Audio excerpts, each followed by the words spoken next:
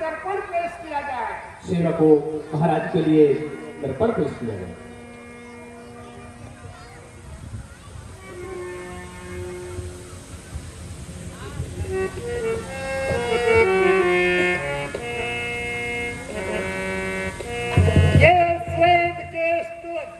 ये श्वेत केश अवदेश तुम्हें और बार बार दर्शाते हैं और चौथा पनोप आ पहुंचा राजन, अब दिवस अंत के आते हैं। ये श्वेत केश अवदेश तुम्हें और ये बार बार बतलाते हैं, चौथा पना पहुंचा राजन, अब दिवस अंत के आते हैं।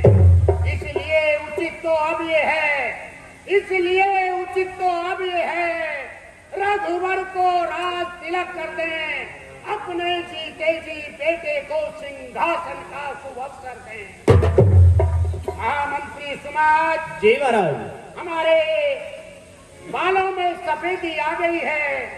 अब हमें पिछले पुरखाओं की तरह अपने बड़े पुत्र राम को राज देकर वनों में जाकर संन्यास धारण करना चाहिए। महाराज बहुत सुंदर विचार हैं और इस कार्य के लिए हमें श्री गुरु वशिष्ठ जी के चरणों में जाकर निवेदन करना चाहिए। आइए महाराज।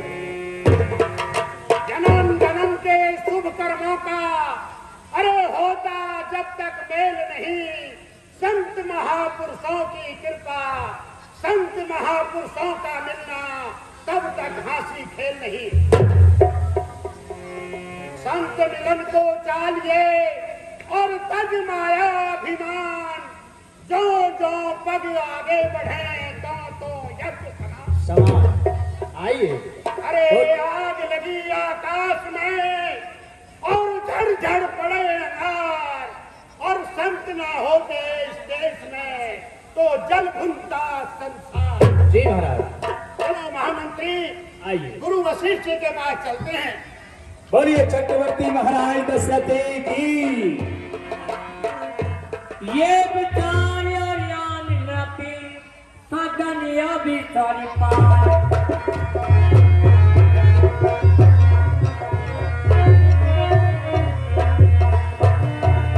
पेन पुरी के माने मोटी के माने गुरु सुना गई जाए।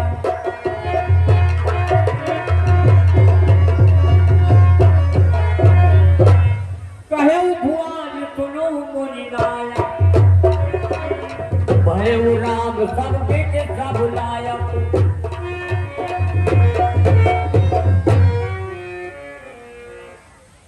गुरु जी के चरणों में दास दशरथ का प्रणाम स्वीकार हो। ईश्वर बढ़ाए आपके यश और प्रताप को।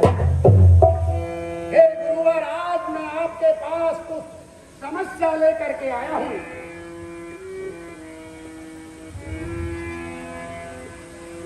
राजन, आपके चेहरे पर ये उदासी है, मैं इसका कारण जानना चाहता हूँ। और मैं आपका कुलगुरु हूँ, इसलिए मैं आपकी समस्या का अवश्य निदान करूंगा। और क्या इतनी तकलीफ की, और क्या है असल मुराद, और किस कारण हमको किया राजन तुमने।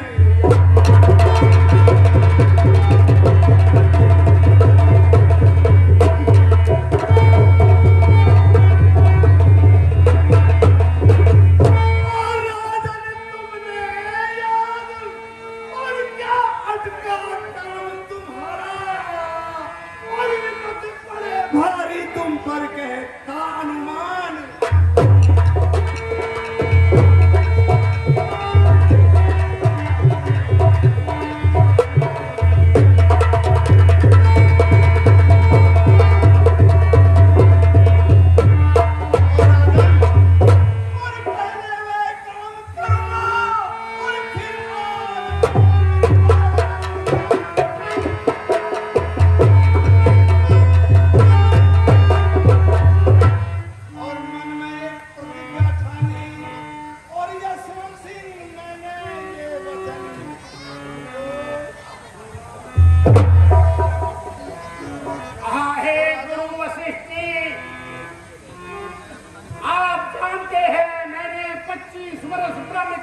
का पालन किया और 25 से 50 वर्ष तक गृहस्थ आश्रम का पालन किया और 50 से 75 वर्ष तक वानप्रस्थ का पालन किया।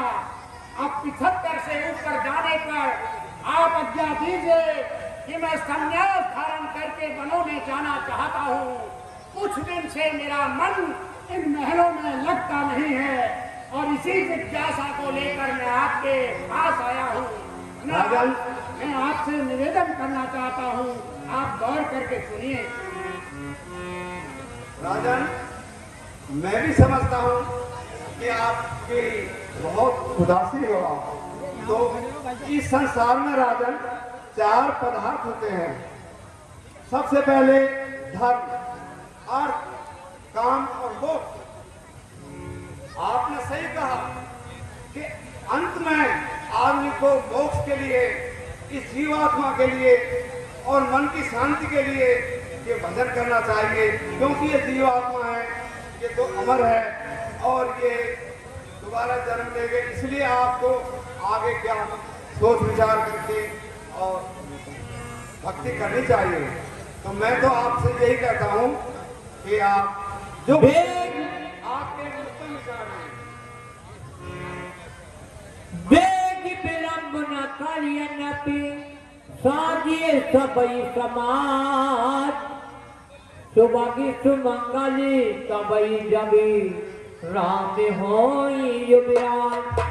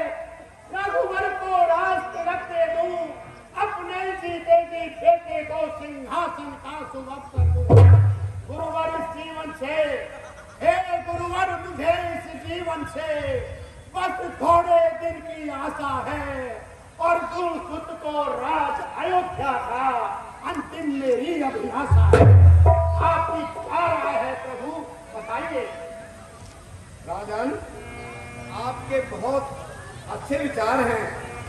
आपका चक्रवर्ती सम्राट हो, धन दौलत है, पुत्र हैं, आप बड़े अच्छे विचार हैं। आप राम को राज तिलक करिए। तो इसके लिए कौन सा अनुचित होगा? आप पूर्ण ज्ञानी हैं, तत्वदर्शी हैं, अंतर्यामी हैं। आप गुरुवर बताइए कौन सा दिन निश्चित किया जाए? कल का दिन अच्छा है और कल का दिन 10 बजे इसका आप मुहूर्त करिए। बहुत अच्छा, बहुत कृपा भगवान। महामंत्री समाज, अयोध्या को दुल्हन के तरह सजाया जाए, चारों तरफ से खजाने खोल दिए जाएं, कोई भक्तड़ या फकीर या तपस्वी या कोई भी याचक खाली हाथ ना लौटे। आप महाराज सारी अयोध्या में दीपक जलाए जाए और कल अयोध्या का राजा हम राम को बना देंगे, इसका पूर्ण इंतजाम करके सभा इकट्ठी की जाए। जैसी आज्ञा महाराज। इस समय हमें महलों में चलकर अपनी रानी कौशल्या के कई और सुमित्रा को बताना चाहिए। आइए।